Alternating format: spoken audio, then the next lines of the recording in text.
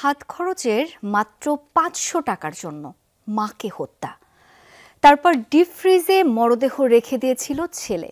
বগুড়ার দুপচাঁচিয়ায় গৃহবধূ উম্মে সালমার হত্যার পর আইন শৃঙ্খলা রক্ষা বাহিনীর নজর ছিল ডাকাতির দিকে, কিন্তু দুদিনেই র্যাবের ছায়া তদন্তে বেরিয়ে আসে কিভাবে এক ছেলে গর্ভধারিণীকে হত্যার পর ডাকাতির নাটক সাজিয়েছিল।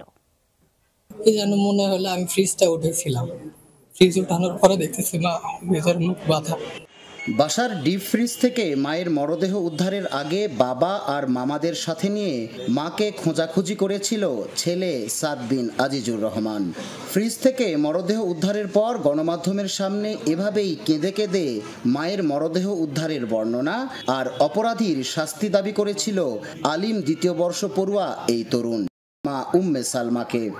হত্যাকাণ্ডের কারণ হিসেবে সে বলে তার একটি প্রেম ঘটিত সম্পর্ক ছিল এবং তার যেই উঠতি বয়স, তার কিছু হাত খরচের বিষয় ছিল। ঘটনার দিন 10 তারিখ সকালে হচ্ছে এটা নিয়ে তাদের বাকবিতণ্ডা হয়। সে ঢুকে তার মাকে পিছন থেকে জাপটে ধরে হচ্ছে নাক এবং মুখ চেপে ধরে, এর ফলে শ্বাসরোধে ভদ্রমহিলা মারা যান।